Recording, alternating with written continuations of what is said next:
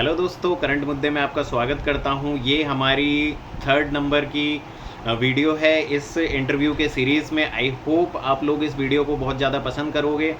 तो इसके अंदर और भी कोई चीज़ें जो मुझे पूछनी चाहिए इंटरव्यूअर से, अगर आपको वो इंक्लूड करनी है तो आप इस चीज़ को मुझे कमेंट बॉक्स में बताइए और अपना रिस्पॉन्स दीजिए। अपना प्यार करंट मुद्दे के साथ में बना के रखिए ताकि हम और भी इस तरीके की यूनिक जो इनिशिएटिव हैं वो हम आप लोगों के साथ में लेकर आ पाए। और चीज़ों को शेयर करिए, अपने साथ वालों को भी बताइए कि हम लोग क्या कर रहे हैं, कितना एफर्ट्स लगा रहे हैं और आप लोगों को उससे क्या लाभ मिल रहा है। ठीक है ना? तो चलिए वीडियो में कंटिन्यू करते हैं। अभी चलो प्रणीत, स्टार्ट करते हैं। ये आज का इंटरव्यू जो है हमारे करंट मुद्दे पे तीसरा इंटरव्यू है और मैं आपसे मतलब आप लोगों से जिनको मिलवाना चाह रहा हूँ वो हमारे एडमिन भी हैं अभी। तो अपने बारे में एक बार छोटा सा मेरे को डिस्क्रिप्शन बताओ कि आपका नाम क्या है, कहाँ से हो, आपकी रैंक क्या है, आपको कौन सी पोस्ट अभी मिली है। सर मेरा नाम संदीप माथुर है हाँ। और मैं जयपुर का रहने वाला हूँ। हम्म। और मेरी अभी असिस्टेंट अकाउंट्स ऑफिसर में ऑल इंडिया रैंक 153 आई है एसएससी सीजीएल 2022 के चलिए, आपको बहुत बहुत बधाई। हाँ। अच्छा, मैं अगर आपके एजुकेशनल बैकग्राउंड की बात करूं तो आपने क्या कर रखा है। सर मैंने बीटेक किया है। हाँ। ठीक है। ग्रेजुएशन में बीटेक हुई है और उसके बाद सर फिर मेरा प्लेसमेंट हुआ था एलएनटी में। एलएनटी में, वाह। हाँ कहाँ से सर, करी है लेकिन बीटेक आपने। सर मैंने जयपुर से करी है जेएससीआरसी कॉलेज से। अच्छा अच्छा। तो सर उसके बाद एलएनटी के बाद सर जब कॉलेज खत्म हुआ तो फिर हम घर गए, मेरा घर भरतपुर में था तब। हाँ तो फिर जब घर गया तो एक एसएससी का अलग ही माहौल चल रहा था घर पे कि क्योंकि भैया भी तैयारी कर रहा था, भैया के सारे फ्रेंड्स भी तैयारी कर रहे थे, कुछ का हो भी गया था, कुछ एक्साइज इंस्पेक्टर बन गए थे, कुछ इनकम टैक्स इंस्पेक्टर बन गए थे। तो मेरे को समझ में आया कि ये मेरे को तो यही करना है क्योंकि एक छोटे शहर से आते हैं ना सर, तो हाँ लगता है कि एक गवर्नमेंट ऑफिसर बनना है, एक ऑफिसर वाली पोस्ट चाहिए। हाँ। क्योंकि मेरे घर में भी पापा गवर्नमेंट में थे, चाचा गवर्नमेंट थे, मेरे बाबा भी रेलवेज में थे। तो एक था माहौल की गवर्नमेंट जॉब करनी होती है। और पढ़ाई भी हम उसी उसकी मतलब स्कूल में भी सोचते थे तो पढ़ाई भी करते थे, तब भी ऐसा लगता था। तो जब फिर उसके बाद लगा कि एसएससी करनी है तो फिर वहां से सर जर्नी स्टार्ट हुई सर। जर्नी स्टार्ट हुई वहां से। ठीक है। तो प्रिपरेशन का अगर मैं पूछूं आपसे तो कहाँ से चालू किया था आपने, मतलब एकदम फर्स्ट बिगिनिंग से। सर एक्चुअली मेरा थोड़ा सा बहुत लंबा पीरियड रहा है, मैंने 2017 से स्टार्ट किया है। ओके, 2017 से। ठीक हाँ है। सर, 2017 में मैंने मतलब प्री क्लियर कर लिया था, फिर मैंने मेंस के लिए ऑफलाइन बैच ज्वाइन किया था जयपुर में, मदर्स एजुकेशन आपका। हाँ हाँ हाँ, पवन तो राव सर सर, का। हाँ पवन राव सर का। तो सर वहां से फिर स्टार्ट हुआ, लेकिन हुआ क्या, मेरा प्री में 2017 में प्री नहीं निकला था। अच्छा। और तो मैं मेंस की तैयारी कर ही रहा था, लेकिन जब मालूम पड़ा कि रिजल्ट नहीं आया है प्री में, तो मैंने को लगा कि थोड़ा डिमोटिवेट हो गया और फिर हाँ तैयारी ब्रेक कर दी। लेकिन हुआ क्या, 2017 का प्री का रिजल्ट भी रिवाइज हुआ था, एसएससी ने किया था, तो मेरा हाँ, प्री में हो पाँच गया था जब। नंबर बढ़ा दिए थे। हाँ पाँच। सर, हाँ नंबर बढ़ गए थे सब। लेकिन मेरी क्या प्रिपरेशन है ना ब्रेक हो गई थी, तो मैं मेंस क्लियर नहीं कर पाया। फिर अच्छा उसके बाद सर हुआ क्या कि मैं थोड़ा सा डिमोटिवेट हो गया था, तो मैं ना और एग्जाम की तरफ करने लग गया, स्टेट एग्जाम्स भी दे रहा था, रेलवेज बैंक्स की तरफ चले गया थोड़ा सा। लेकिन हम्म। वहां पर भी कुछ हुआ नहीं हासिल। तो फिर वापस से एसएससी की तरफ आया, फिर वापस से तैयारी एसएससी की स्टार्ट करी। तो 2019 में काफी अच्छी मैंने ऑनलाइन पढ़ा था और 2020 में मेरी काफी अच्छी प्रिपरेशन थी। अच्छा। लेकिन हुआ क्या सर, वो कोविड आ गया, फिर वो हाँ। पेपर एग्जाम डिले हो गया, 2022 में एग्जाम लगा। तो सर अच्छा। उस दौरान मेरी मम्मी को भी कोविड हो गया, तो वो प्रिपरेशन वहां पे मेरी वापस ब्रेक हो गई, हम्म। क्योंकि वहां पर मम्मी को संभालना था। और मेरा 2022 जो 2020 था उसमें मेंस तो निकला, डिस्क्रिप्टिव निकला, डीवी में फाइनल में रैंक नहीं आया।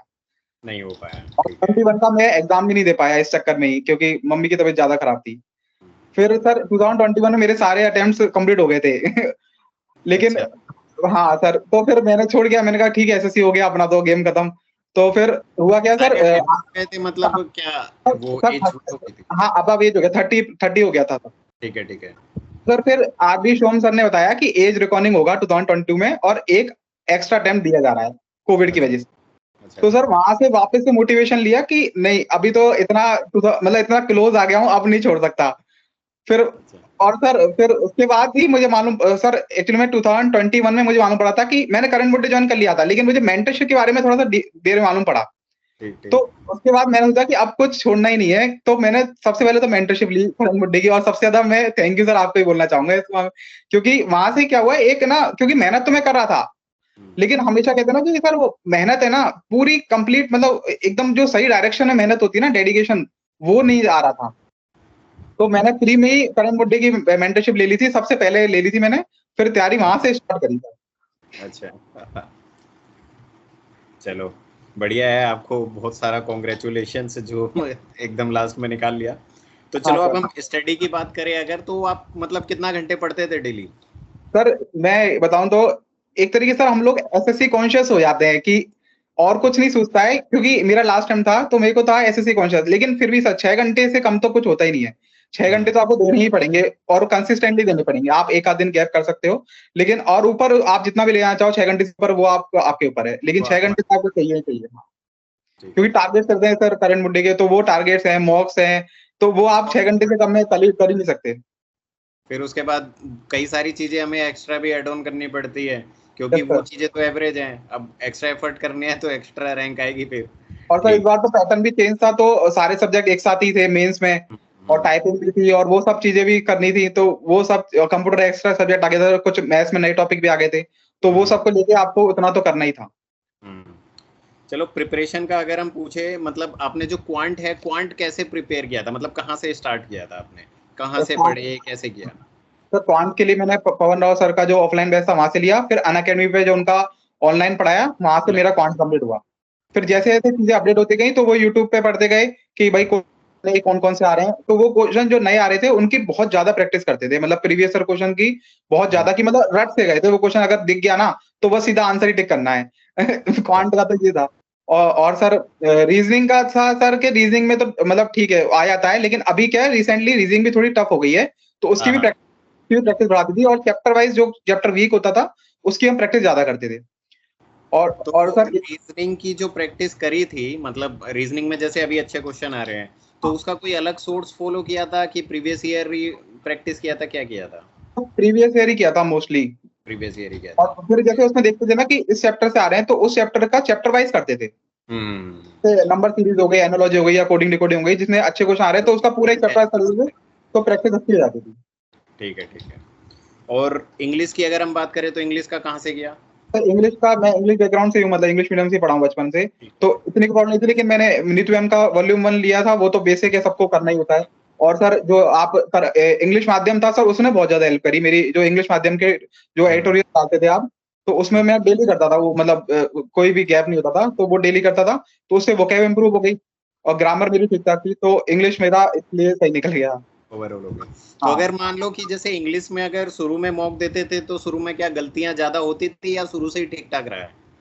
सर, ग्रामर में तो गलतियां नहीं होती थी मेरी, हम्म, गलतियां वोकैब में, जो वोकैब आती ही नहीं है तो उसमें गलतियां क्या करोगे, वो तो आप छोड़ के ही आना पड़ेगा। चीज है, हाँ, हाँ, ठीक। तो हम्म, वो ही प्रॉब्लम थी, तो बाद में फिर इंग्लिश माध्यम के एडिटोरियल्स के ना, तो उससे सारी मेरी वोकैब भी रिवाइज होती गई। हाँ ठीक है। तो मतलब आपका एक्यूरेसी लगभग ठीक ठाक रहा है इंग्लिश में शुरू से ही ना? ठीक है। तो अच्छा, ठीक है, ये हो गया रीजनिंग। अगर हम बात करें जीके की, तो जीके का भी बहुत रोल रहा है। आपके जीके में नंबर कितने आए थे ठीक है, मेरे 41 मार्क्स हैं मेंस में। मेंस में? हाँ सर, और इंग्लिश में चलो, मेरे 111 है। अच्छा, हाँ सर। बढ़िया मार्क्स है। तो जीके के लिए क्या किया था, कहाँ से तैयार किया? सर जीके भी सबसे सबसे ज्यादा वीक मेरा जीके ही था, और मेरे को एक ये चीज थी मेरे बैक ऑफ द माइंड में कि मेरे को डब्ल्यू की भी करना है, तो मेरा था कि प्री से ही मेरे को क्वालिफाई नहीं करना, प्री में मेरे को तो डब्ल्यू का कट ऑफ निकालना है, क्योंकि हम्म, डब्ल्यू का कट ऑफ ज्यादा था, तो मैं प्री के एग्जाम से ही जीके पे बहुत ज्यादा फोकस कर दिया था, हम्म। कि मुझे था कि मेरे को डब्ल्यू कट ऑफ निकालना है, तो उसकी कट ऑफ तो जो अपना बाकी पोस्ट है चार उसकी ज्यादा पॉइंट्स हुई। बढ़िया करने पड़ेंगे, हाँ, ठीक है। तो इस बार भी अराउंड 160 गई थी, तो मेरे प्री में 165 मार्क्स आए थे नॉर्मलाइज, तो मेरे को प्री से ही लगा हुआ था जीके में, तो वहीं से सबसे ज्यादा हार्ड वर्क किया। और फिर सर जो आपने जो पीडीएफ देते थे ना, और मेनली है क्यूजेस, जीके में हाँ, आप जितनी ज्यादा क्यूजेस दोगे, मैंने सारे क्यूजेस दिए थे, मतलब सारे नहीं, मतलब एग्जैक्टली तो नहीं बोलूंगा, लेकिन दिए थे मैंने, अच्छे खासे क्यूजेस दिए थे। ठीक है। हाँ, तो वो क्यूजेस से आपकी क्या इन्फॉर्मेशन रिटर्न होती है, और आपको मालूम पड़ता है कि क्या क्या क्वेश्चंस आने वाले हैं, और हम्म, करंट अफेयर्स के भी सारे क्यूजेस दिए थे मैंने, और हम्म। सारे जो आपने पीडीएफ देते थे करण बुड्ढे मेंटरशिप में, वो सारी पीडीएफ करते थे। और सर उसी से सर, मतलब जीके में 100% तो कुछ होता ही नहीं है, आप बस ये है कि ये आप, तो हाँ, हाँ, आप अपने प्रयास जितने ज्यादा करोगे उतने ज्यादा थोड़े बहुत नंबर बढ़ सकते हैं आपके, लेकिन लगभग फिर इतने ही आते हैं सबके। ठीक है। तो मतलब स्टैटिक के लिए कोई बुक वगैरह प्रेफर करी थी आपने, कुछ पढ़ा था? सर ऐसे नहीं पढ़ा सर, पीडीएफ से पढ़ा, और यूट्यूब पे है ना, जैसे कोई टॉपिक मेरे को नहीं आता था तो यूट्यूब पे परचम क्लासेस का जैसे मैम पढ़ाती थी, आप थे, हम्म, तो वो उसका वीडियो देख लेते थे, जिससे कि है ना इन्फॉर्मेशन रिटेन होने में हमको आसानी होती थी। ठीक है। और जो नॉर्मल मतलब जीके है, लाइक मान लो हिस्ट्री हो गया, पॉलिटी हो गया, वो सब कहाँ से पढ़ा आपने? तो लूसेंट से ही पढ़ा था। लूसेंट लूसेंट से मैंने पढ़ा। 10 बार रिवाइज करी है पूरी। वही सही है, मैं भी सबको वही एडवाइस देता हूँ कि ज्यादा कुछ घूमने की जरूरत नहीं है, लूसेंट उठाओ या मनोहर पांडे, और बिल्कुल, कई बार बस उसको पढ़ते जाओ, बार बार पढ़ते जाओ, है ना? बार बार रिवाइज करना बस चाहिए। बस ठीक है। और करंट अफेयर का तो कुछ ज्यादा रोल रहा नहीं है, फिर भी अगर मैं आपसे पूछूं तो कहाँ से आपने प्रिपेयर किया था current affair? Sir current affair के आपके जैसे 1IQ के पीडीएफ आते थे एक तो, हाँ हाँ। और सर लेकिन इस बार जो रहा ना कि जो पहले बोलते थे कि 6 महीने का आएगा या साल भर का आएगा, ऐसा कुछ हुआ ही नहीं इस बार मेंस में। अरे हाँ हाँ। हाँ, क्योंकि आप सोच के जा रहे थे कि 6 महीने का पढ़ लो, लेकिन वो कुछ अलग ही आया था। और है ना सर, एक होलिस्टिक नॉलेज जरूरी है, आपको पूरा नॉलेज आना चाहिए। एक्चुअली में जैसे आपने हिस्ट्री भी पढ़ ली, तो हिस्ट्री प्लस पॉलिटी का कोई क्वेश्चन दे दिया, या पॉलिटी प्लस इकोनॉमिक्स का कोई क्वेश्चन दे दिया, तो केवल एक एक सब्जेक्ट पे आप निर्भर नहीं रह सकते, आपको होलिस्टिक नॉलेज की होलिस्टिक अप्रोच चाहिए जीके में। हम्म। हाँ, वो मतलब क्या है कि 25 में से 15 क्वेश्चन तो उन्होंने दे दिए कि हाँ ठीक है, आप एक बार पढ़ोगे, अगर आता है तो हो जाएगा, बट जो रिमेनिंग 10 क्वेश्चन है उसमें थोड़ा आपका कंसेप्ट अच्छा और सर होना चाहिए, फिफ्टी पता फिफ्टी होना हाँ हाँ सर, 50-50 रहता है, तो आपको मानना भी मतलब लगाना पड़ेगा आपको, छोड़ नहीं सकते आप क्वेश्चन ऐसे। चाहिए। ठीक है। तो अब आ गया कंप्यूटर, तो कंप्यूटर में कितना स्कोर रहा था आपका? सर कंप्यूटर में 38 मार्क्स आए सर, मेरा बीटेक क्या है तो मेरे को आईटी से ही हूँ मैं, तो इतनी प्रॉब्लम नहीं हुई। अरिहंत की बुक पढ़ी थी बस, एक बार रिवाइज, एक दो बार पढ़ी थी बस, उससे हो गया था मेरा वो तो कंप्यूटर। बस ओवरव्यू के लिए, बाकी पता ही होगा आपको कि कहाँ से क्या है। ठीक है। तो कंप्यूटर के लिए कुछ अलग से मतलब और भी क्वेश्चन वगैरह कुछ लगाए थे, या जस्ट वो एक दो बार रीड कर लिया खत्म? बस केवल अरिहंत रीड की थी एक दो बार। अच्छा अच्छा। ठीक है। तो आप लोग भी ले सकते हो अरिहंत या किरण की कोई सी भी बुक, बट पढ़ना जरूरी है, ठीक है ना? पढ़ा तो ठीक। पूरा। अब चलते हैं मॉक की तरफ में। मॉक का क्या रोल रहा है आपके मतलब इस पूरे प्रिपरेशन में? सर एसएससी एग्जाम बिना मॉक के तो मेरे ख्याल से कोई भी नहीं निकाल सकता। हम्म। आपको टेस्ट सीरीज लगानी पड़ेगी, जैसे मैंने 3 टेस्ट सीरीज ली थी, टेस्ट बुक की, ऑलिव बोर्ड की और करंट बुक की, 3 टेस्ट सीरीज थी। हम्म। तो जैसे जैसे हमारे टारगेट्स आते थे तो उस हिसाब से हम लगाते थे, और अदर आपको कुछ करने की जरूरत नहीं है, उतना कर लो वो भी बहुत है।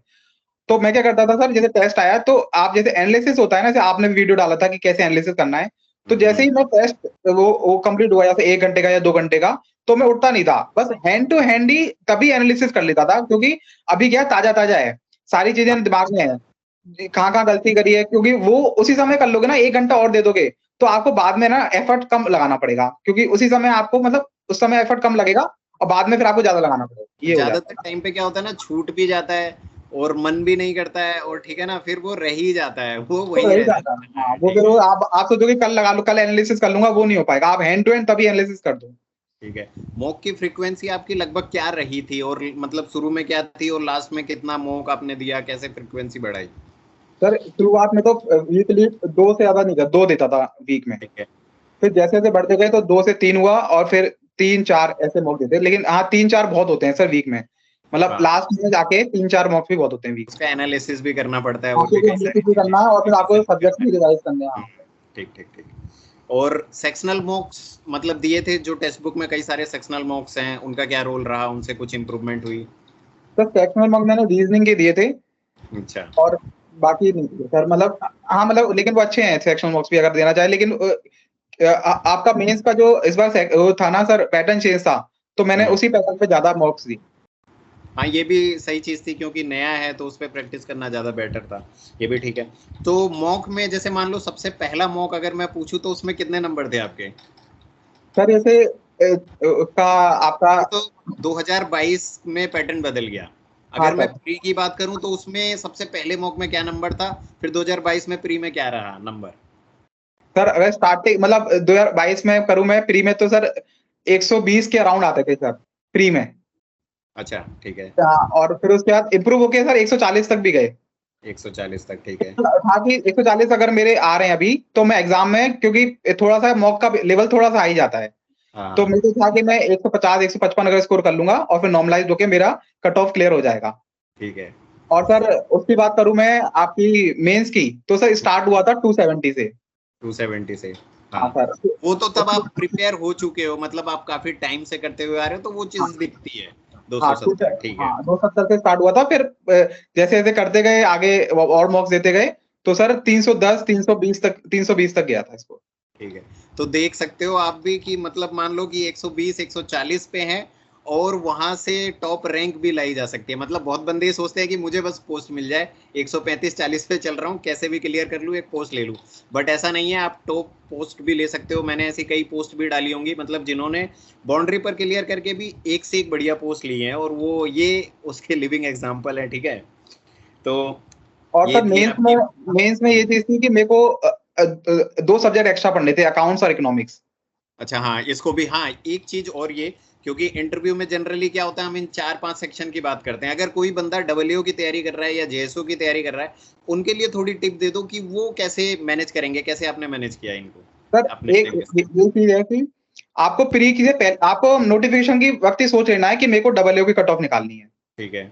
आपका प्री की तैयारी उस लेवल की होनी चाहिए कि आप डब्ल्यू की कट ऑफ निकालो, पहली चीज तो। और फिर प्री का एग्जाम देने के बाद आपको रुकना नहीं है, आपको तुरंत ही आपको अकाउंट्स और इकोनॉमिक्स जो 2 सब्जेक्ट हैं डब्ल्यू में, तो उसकी प्रिपरेशन प्री के तुरंत बाद ही स्टार्ट कर देनी चाहिए। आप रिजल्ट का वेट करोगे कि मेरी कट ऑफ क्लियर होगी नहीं होगी, आपको पहले से कॉन्फिडेंस इतना होना चाहिए कि मेरी कट ऑफ क्लियर होगी, और प्रेडिक्शंस भी आ जाते हैं यूट्यूब पे आजकल, तो उससे आपको मालूम पड़ जाता है। तो आपको उसी समय, क्योंकि 2 से 3 महीने ही मिलते हैं अपन को, और उसमें आपको वो 4 सब्जेक्ट या 5 सब्जेक्ट भी पढ़ने हैं, और आपको ये 2 सब्जेक्ट भी पढ़ने हैं।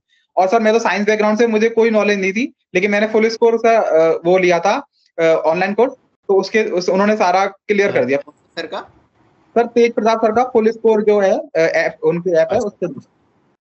ठीक है, ठीक है। तो ये मतलब डब्ल्यू लेने की कोई खास वजह थी, क्या था डब्ल्यू लेने के पीछे का राज, क्या है? सर एक्चुअली मैं मेरे 314 मार्क्स थे, शायद मेरे को मिल सकता था कोई और भी पोस्ट, लेकिन था कि अब मैंने इसकी तैयारी करी है, एक्स्ट्रा एफर्ट डाला है, तो मेरे को फिर था कि यही पोस्ट लेऊंगा, क्योंकि मैंने इसमें एक्स्ट्रा एफर्ट डाला है।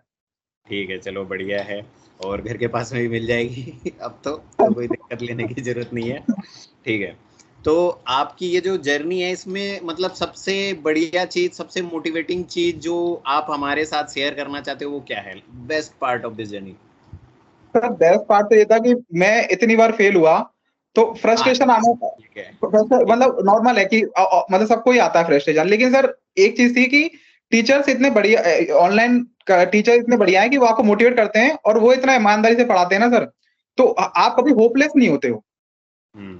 मतलब हो सकता है आप डिमोटिवेट हो गए, आप फ्रस्ट्रेट हो गए, क्योंकि इतने फेलियर्स हैं, और हर किसी के साथ हैं, क्योंकि एसएससी में सिर्फ 1% बच्चे ही पास होते हैं। तो हाँ, आपको ये देखना है कि 99% बच्चे फेल हो रहे हैं, तो आप भी उनमें से हो, कोई बड़ी बात नहीं है, लेकिन आप कंटिन्यूअसली एफर्ट डालते रहो अपने, और इंप्रूवमेंट आता है, ये तो है सर।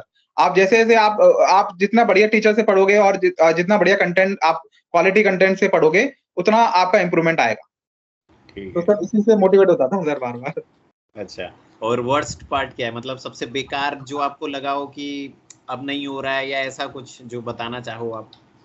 सर यही था कि थोड़ा सा मम्मी की हेल्थ खराब हो गई, तो उस समय मेरे वो अटेम्प्ट खराब हो गए सर। इतनी बढ़िया प्रिपरेशन थी 2020 में, और 2021 का भी मैं देता अगर, तो वो थोड़ा सा था वर्स्ट पार्ट मेरी लाइफ का, कि वो 2 अटेम्प्ट मेरे खराब हो गए।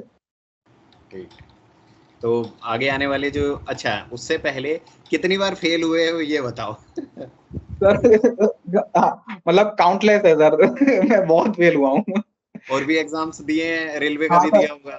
हाँ रेलवे से दिया है सर, अभी मेरा एसएससी सिलेक्शन पोस्ट में भी हुआ है, तो उसका ठीक है। भी देखते हैं। बाकी मैं फेल बहुत हुआ हूँ सर, मतलब काउंटलेस है, मतलब मैं गिनती नहीं है उसकी चीज। हाँ, तो देखो, हर कोई फेल होता है लाइफ में, ऐसा नहीं है। कि मैंने बहुतों को देखा है कि वो एक दो बार नहीं होता है तो बहुत ज़्यादा डिमोटिवेट हो जाते हैं, तो ऐसा डिमोटिवेट होने की ज़रूरत नहीं है। क्योंकि ऐसे मैं आपको कई सारे ऐसे जनों से मिलाऊंगा जो बहुत बार फेल होके भी लास्ट में जाकर उन्होंने टॉप पोस्ट ली है, ठीक है ना? तो डिमोटिवेट बिल्कुल नहीं होना है, पढ़ते जाना है, बस पढ़ाई करनी है। अब ये लास्ट क्वेश्चन है कि ये जो नए हमारे स्टूडेंट्स हैं, एस्पिरेंट्स हैं, या जो भी ये इंटरव्यू देख रहे हैं, उन लोगों के लिए आपका क्या सजेशंस रहेगा, क्या उन्हें करना चाहिए? क्योंकि 1-1.5 महीना बचा हुआ है बस प्री के लिए और मेंस के लिए भी। तो प्री और मेंस के हिसाब से क्या क्या करना चाहिए? सर पहले तो ये बोलूंगा कि अपने ना जितने भी डिस्ट्रैक्शन हैं उनको आप हटा दो साइड, और सोशल मीडिया से बिल्कुल कट ऑफ हो जाओ। एक ठीक तो है। फेसबुक, इंस्टाग्राम, और सर ये चाय सुट्टा वाले है ना सर, इनको भी बिल्कुल बंद करना चाहिए।